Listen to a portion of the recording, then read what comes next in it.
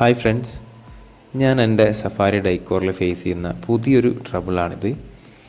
എൻ്റെ ഫ്രണ്ടിലത്തെ right side wheel free ആയിട്ട് കറക്കുന്ന സമയത്തുള്ളൊരു ബെൻഡാണിത്. ഒരു താളത്തില്ലാണ്ടാണ് അത് കറങ്ങി വരിക. അതേ അലോയ് വീല് നമ്മൾ ലെഫ്റ്റ് സൈഡ് ഇട്ട് നോക്കിയപ്പോൾ ആ അലോയ് വീലിന് പ്രശ്നമില്ല. ഞങ്ങൾ ആദ്യം വിചാരിച്ചത് അലോയ് വീലിൻ്റെ പ്രശ്നമായിരിക്കും എന്നായിരുന്നു. പക്ഷേ അലോയ് വീലിനല്ല, ഇത് വണ്ടിയുടെ എന്തോ ഒരു ഭാഗത്തിൻ്റെ ബെൻഡ് കാരണം വീല് നല്ല രീതിയിലല്ല കറങ്ങുന്നത്. ഞാൻ അതിനിടയിൽ മറ്റൊരു വണ്ടിയുടെ നമ്മളെ ബിജുവേട്ടൻ്റെ വണ്ടിയിലെ വീലും എൻ്റെ വണ്ടിയിലിട്ടൊന്ന് കറക്കി നോക്കിയായിരുന്നു. അപ്പോൾ അങ്ങനെ ഞാൻ ഈ പ്രശ്നം ഫൈൻഡ് ഔട്ട് ചെയ്യുന്നത് എങ്ങനെയാണെന്ന് വെച്ച് കഴിഞ്ഞാൽ ഒരുപാട് ദിവസങ്ങൾക്ക് ശേഷമാണ്, ഒരു വർഷത്തിന് ശേഷം എന്ന് വേണമെങ്കിൽ പറയാം. എൻ്റെ പുത്തൻ ടയറൊക്കെ വെട്ടി തേഞ്ഞ് പോയി ഈ ഒരു പ്രശ്നം കാരണം.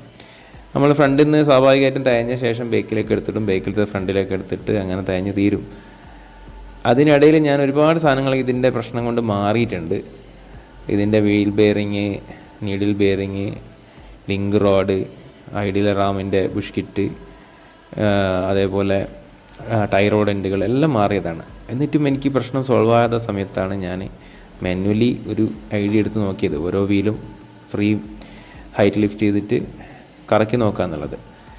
അങ്ങനെയാണ് നമ്മൾ ഈ ഒരു പ്രശ്നത്തിൻ്റെ സൊല്യൂഷൻ കണ്ടുപിടിക്കാനുള്ളൊരു ഇതിൽ നമ്മൾ ഇതിൻ്റെ ഹബ്ബ് ഊരിയെടുത്തു, ലെയ്ത്ത് കൊടുത്തു. ഹബ്ബിനാണോ ബെൻഡ് എന്നറിയാൻ വേണ്ടിയിട്ട്.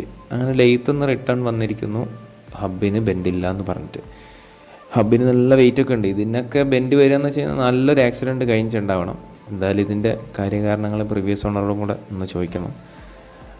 അപ്പോൾ ഇനിയിപ്പോൾ നമുക്ക് ബാക്കിയുള്ളത് ഇതിൻ്റെ ആക്സിൽ ബെൻഡ് ഉണ്ടോ എന്ന് നോക്കുക എന്നുള്ളതാണ്.